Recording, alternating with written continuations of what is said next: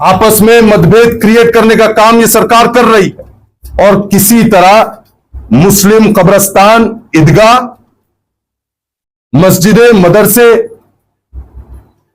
जैसे हमारी धार्मिक संस्थाओं पर सरकार की नजर है और हमारा आरोप है कि हो सकता है सरकार हमारे मस्जिदें, हमारी ईदगाह की जमीन, कब्रिस्तान की जमीन भी हड़पना चाहती और अपने दोस्तों को ये जमीनें बेचने का इनका इरादा तो नहीं है, ऐसा हमारा इन पर आरोप है। लेकिन वक्फ अमेंडमेंट बिल 2024 ने लिमिटेशन पीरियड ही हटा दिया है, तो ये सरासर मुसलमानों की जमीनों पर सरकार बुरी नजर ताक कर बैठी है और इसके लिए हमारा लाए अमल तैयार होना बहुत जरूरी है।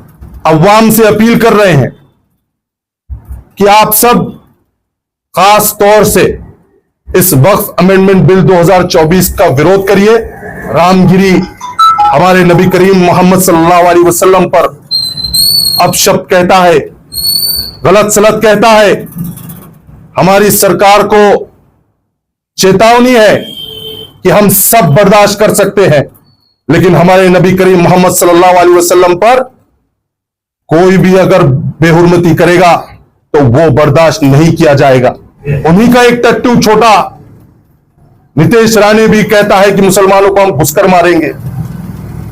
मुझे यह समझ नहीं आ रहा है कि महाराष्ट्र में सरकार है या नहीं है। एक बुजुर्ग को 40 गांव के हमला किया जाता है उन पर। सबसे पहले मैं आज की इस प्रेस कॉन्फ्रेंस के लिए आए हुए सभी पत्रकार साथियों का आभार व्यक्त करता हूं और आपका हार्दिक स्वागत करता हूं कि आप लोगों ने आपका कीमती वक्त निकालकर आज हमारी बात जनता के माध्यम, आपके माध्यम से जनता तक पहुंचाने के लिए आपने अपना वक्त दिया। आज ये प्रेस कॉन्फ्रेंस बुलाने की वजह जनता के बीच 3 अहम मुद्दों को लेकर हम आज जाने जा रहे हैं। आज इस प्रेस कॉन्फ्रेंस में हम 3 प्रमुख विषयों पर अपनी बात रखेंगे। जैसा कि हाल ही में हमने देखा कि वक्फ अमेंडमेंट बिल 2024 मोदी सरकार ने हाल ही में लोकसभा के अधिवेशन में इंट्रोड्यूस किया, उसको प्रपोज किया। अगर हम वक्फ का जो कॉन्सेप्ट है, उसका जो डेफिनेशन है, उसे अगर समझेंगे, वो ये है कि मजहब इस्लाम में वक्फ का मतलब एक एसेंशियल रिलीजियस प्रैक्टिस है जो कि मजहब के नाम पर अल्लाह के लिए अपनी जायदाद, अपना माल परमानेंटली ताहयात इस जायदाद को अल्लाह के लिए वक्फ करना, दान करने का मतलब वक्फ होता है। और इसी को लेकर मोदी सरकार ने वक्फ अमेंडमेंट बिल 2024 को लोकसभा में इंट्रोड्यूस किया। यह वक्फ अमेंडमेंट बिल 2024 को मैं आप लोगों के माध्यम से बताना चाहूंगा कि हम लोग इसका पुरजोर इसकी मुखालिफत करते हैं और इसका विरोध करते हैं। और हम इसका विरोध क्यों कर रहे हैं, यह आने वाले वक्त में हम आपके सामने बात रखेंगे। दूसरा अहम विषय हम लोग आप लोगों के सामने जो रखने वाले हैं वो ये है कि इसके विरोध के लिए हमारे आने वाले वक्त में क्या हमारे स्टेप्स होंगे, क्या हम करने जा रहे हैं और इसके आगे की हमारी रणनीति क्या होगी। पहला जो अहम विषय है, वक्फ अमेंडमेंट बिल 2024 का विरोध क्यों। जैसा कि आप सब जानते हैं, वक्फ अमेंडमेंट बिल 2024 एक असंवैधानिक, अनकॉन्स्टिट्यूशनल और मुस्लिम विरोधी बिल लाया गया है। हम इसे असंवैधानिक इसलिए कह रहे हैं क्योंकि इसका जो संगठन है, इसका जो कंपोजिशन होगा, वो ये कहता है कि वक्फ अमेंडमेंट बिल ये कह रहा है कि वक्फ बोर्ड में और सेंट्रल वक्फ काउंसिल में नॉन मुस्लिम भाई और बहन कोई भी इसका मेंबर या चेयरमैन बन सकता है।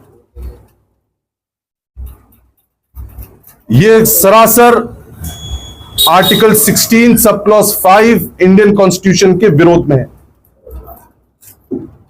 मैं आप लोगों के सामने आर्टिकल 16 सब क्लॉज 5 पढ़कर सुना दूं, जो क्लियर कहता है कि Indian constitution allows laws to stipulate that certain offices related to religious or denominational institutions must be held by persons professing a particular religion or belonging to a particular denomination।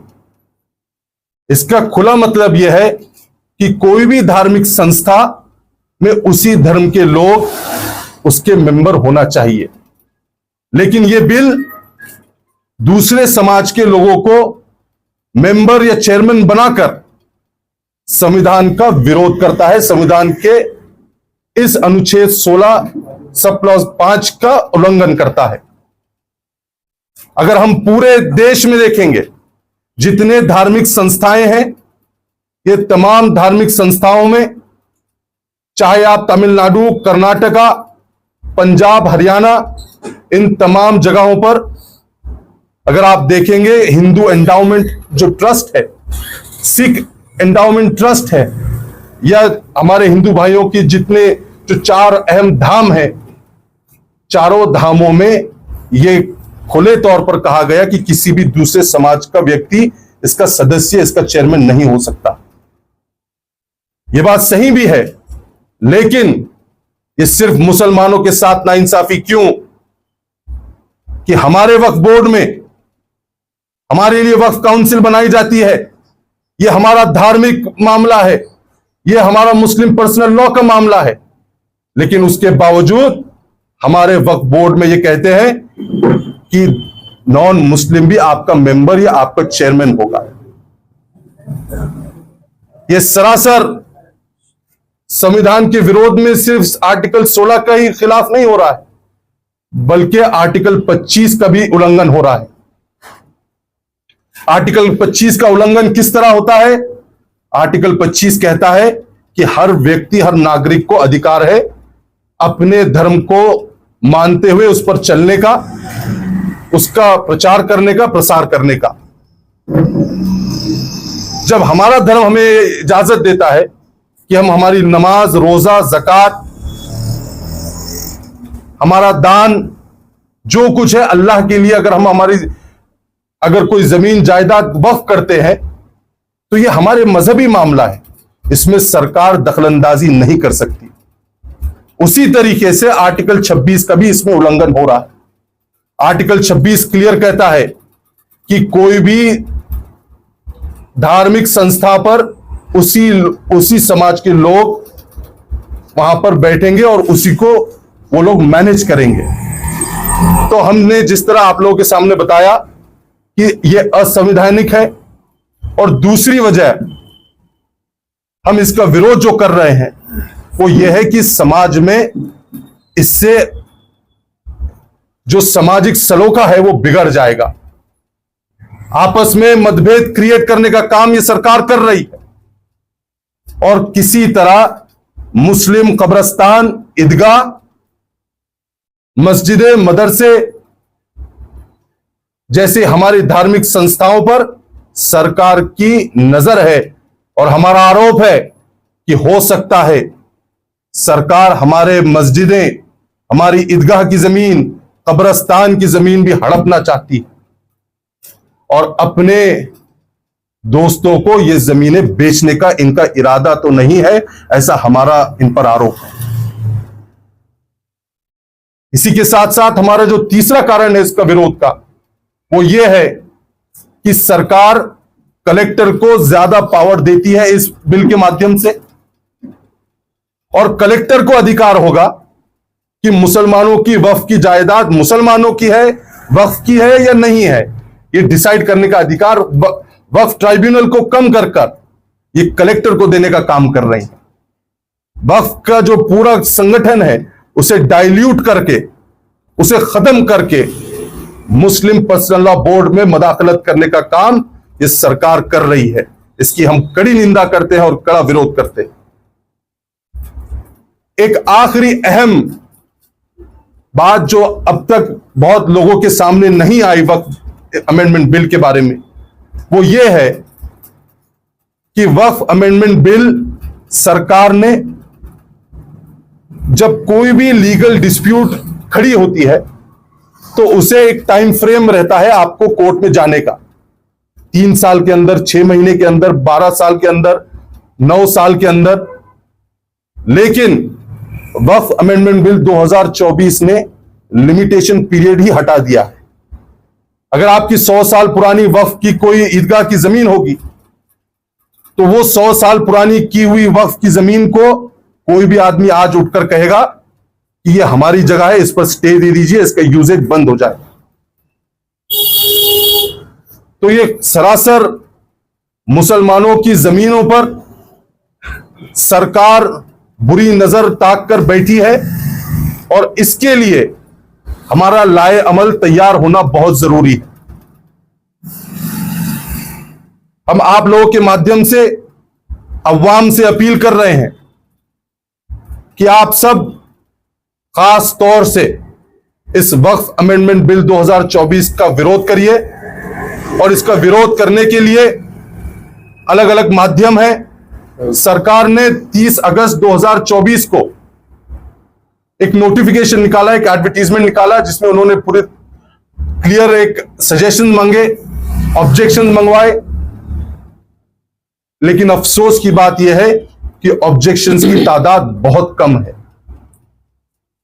आज ये पत्रकार परिषद बुलाने का मकसद यह है कि हम किसी भी तरह बेदारी पैदा कर सके और अवाम में इसका विरोध, इसका ऑब्जेक्शन होना चाहिए, इसकी अपील हम अवाम से कर रहे हैं। और यह अपील सिर्फ मुसलमानों से नहीं है बल्कि हर समाज से है, क्रिश्चियन समाज से, दलित समाज से, सिख भाइयों से, हमारे हिंदू भाइयों से, हर समाज से हम अपील कर रहे हैं कि वक्फ अमेंडमेंट बिल 2024 का आप विरोध करिए।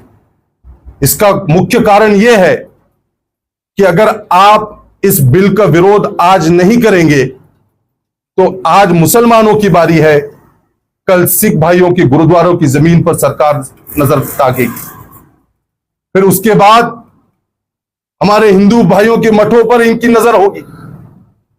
तो यह सरकार किसी भी तरीके से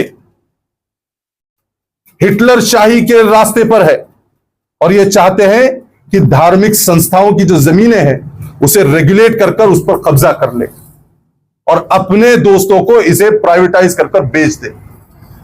तो यह चीज को रोकने के लिए हम सबको चाहिए कि हम वक्फ अमेंडमेंट बिल 2024 का विरोध करें और ऑब्जेक्शन ज्यादा से ज्यादा फाइल करें। जैसा कि हम देख रहे हैं, मैं आप लोगों को बताना चाहूंगा आप लोगों के माध्यम से कि एक पोर्टल बनाया गया है जिस पोर्टल का नाम वक्फ बिल 2024 है।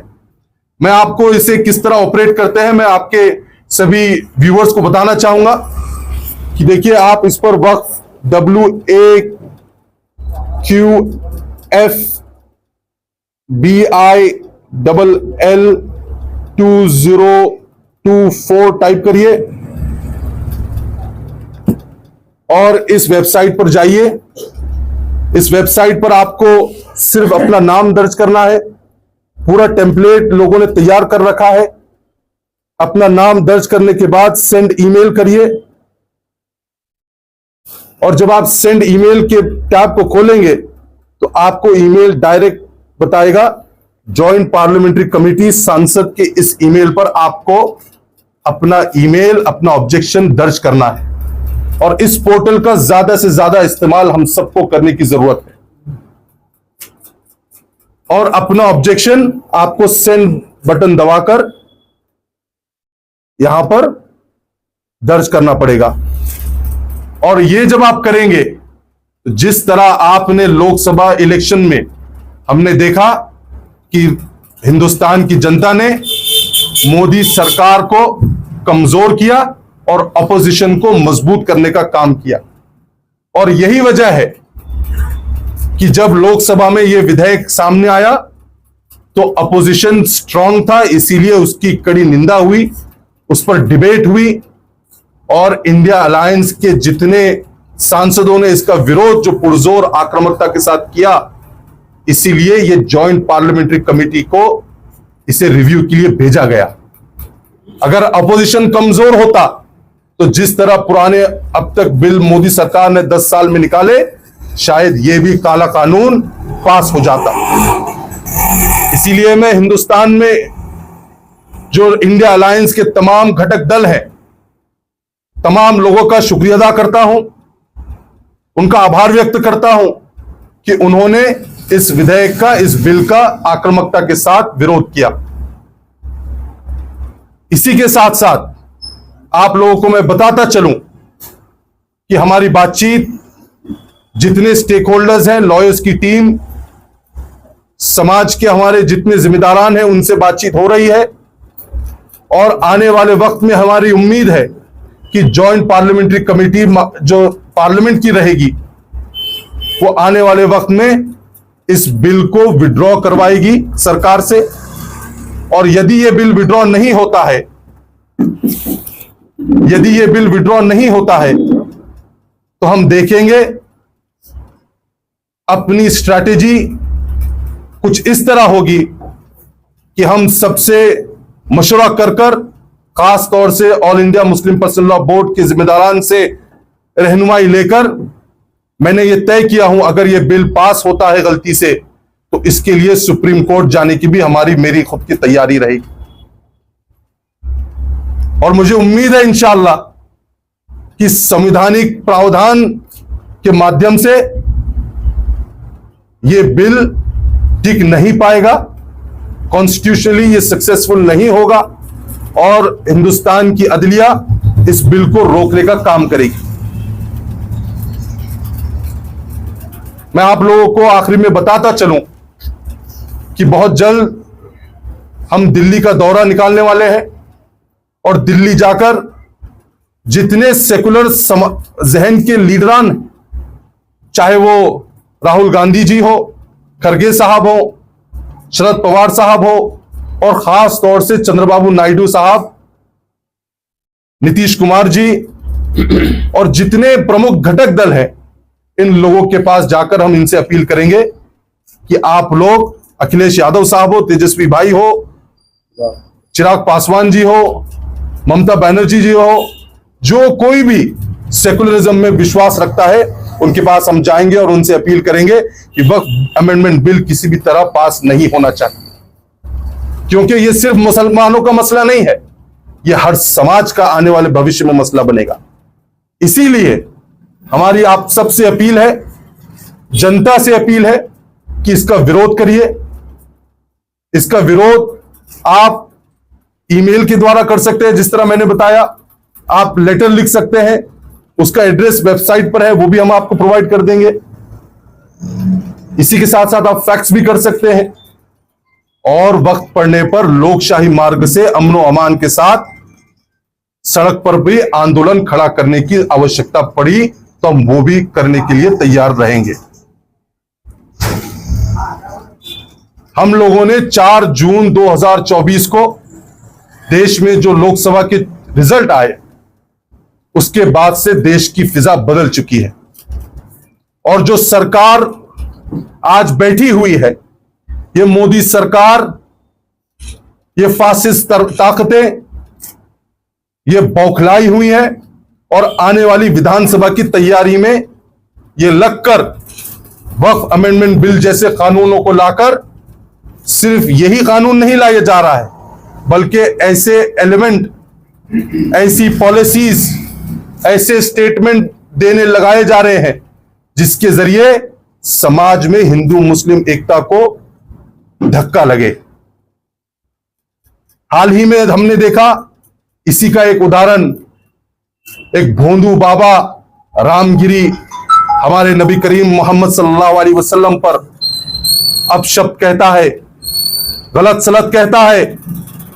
हमारी सरकार को चेतावनी है कि हम सब बर्दाश्त कर सकते हैं, लेकिन हमारे नबी करीम मोहम्मद सल्लल्लाहु अलैहि वसल्लम पर कोई भी अगर बेहुरमती करेगा तो वो बर्दाश्त नहीं किया जाएगा।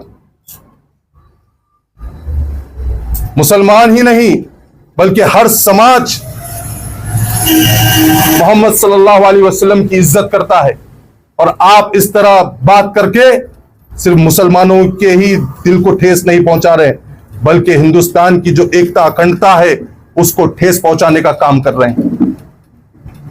उन्हीं का एक टट्टू छोटा नीतीश राणे भी कहता है कि मुसलमानों को हम घुसकर मारेंगे। मुझे यह समझ नहीं आ रहा है कि महाराष्ट्र में सरकार है या नहीं है, लॉ एंड ऑर्डर की परिस्थिति क्या चल रही है। क्या महाराष्ट्र की पुलिस सोई हुई है? क्या इन्हें यह समझ नहीं आ रहा कि हेट स्पीच दी जा रही है, मारने की बात हो रही है? महाराष्ट्र के डायरेक्टर जनरल ऑफ पुलिस से मेरी अपील है कि आप सुप्रीम कोर्ट की गाइडलाइंस को पढ़िए, हेट स्पीच के बारे में जो कहा गया उसे पढ़िए और पढ़कर इन दोनों को जेलों की सलाखों के पीछे डालने की हमारी मांग है। और अगर यह नहीं होगा तो आने वाले वक्त में लोकशाही मार्ग के साथ आंदोलन खड़ा किया जाएगा। हमने हाल ही में एक हादसा देखा। वो हादसा यह था कि एक बुजुर्ग को 40 गांव के हमला किया जाता है उन पर, एक शक के बिना पर माना जाता है। महाराष्ट्र की संस्कृति शर्मिंदा हुई। ये सारे जो कारनामे हो रहे हैं ये सरकार के प्री प्लान कारनामे, ऐसा हमारा खुला आरोप है। और ये बौखलाए हुए हैं, इन्हें लगता है कि ये सरकार में नहीं आने वाले हैं। और ये बात सही है कि आने वाले वक्त में महाराष्ट्र की सरकार बदल रही है, फिजा बदल रही है और सेकुलर जमातें इंशाअल्लाह मजबूत होगी, जिसके जरिए हिंदुस्तान का संविधान बचाया जा सकता है, ऐसी हमारी उम्मीद है। मैं सियासी बात नहीं करना चाह रहा हूं, लेकिन इन लोगों पर कार्रवाई होना बहुत जरूरी है, ऐसी हमारी मांग है। और इसी के साथ साथ हम देख रहे हैं कि आने वाले वक्त में ईद मिलादुन नबी का भी मौका है, गणेश चतुर्थी का भी त्योहार मनाया जा रहा है। ऐसे मौके पर कुछ ताकतें अमन व अमान को धक्का लगाने का काम कर रही है। हम सबको चाहिए, मैं नौजवानों से खास तौर से अपील करूंगा कि आप किसी भी बहकावे में ना आए, किसी के भी भड़काने में ना जाए। हमें अमन व अमान महाराष्ट्र में बरकरार रखने की जरूरत है और किसी भी समाज को चाहिए कि हम मोहब्बत और खुलूस के साथ किस तरह रह सकते हैं, इसके ऊपर काम हो। क्योंकि हमारी गंगा जमनी तहजीब सिर्फ बोलने के लिए नहीं है। मैं आपको एक छोटा सा वाकया बताकर अपनी बात खत्म करूंगा कि जब हिंदुस्तान की आजादी के वक्त अंग्रेजों ने महात्मा गांधी को अहमदाबाद की जेल में जब उन्हें नजरबंद किया, कैद किया, तो उसी जेल में मौलाना मोहम्मद अली जौहर भी थे। और अक्सर हुआ यह करता था कि तहज्जुद के वक्त जब मौलाना आराम करते थे तो उन्हें उठाने के लिए, तहज्जुद के लिए महात्मा गांधी उठते और कहते, मौलाना आप उठिए, तहज्जुद का वक्त हो चुका है, उठिए, नमाज पढ़िए और मुल्क के लिए, आजादी और अमन के लिए दुआ करिए। तो ये मैसेज, ये हिंदू मुस्लिम सिख ईसाई हम सब है भाई भाई वाला मैसेज हमको आम करने की जरूरत है। और इसी मैसेज के साथ हम अपील कर रहे हैं कि महाराष्ट्र में अमन व अमान बरकरार रहे, मोहब्बत और खुलूस हिंदू मुसलमानों में बरकरार रहना चाहिए, तो ही हमारा विकास हो सकता है। वरना ये फासिस्ट ताकतें महाराष्ट्र को ही नहीं बल्कि देश की लोकशाही और संविधान को खतरे में डालने वाली है।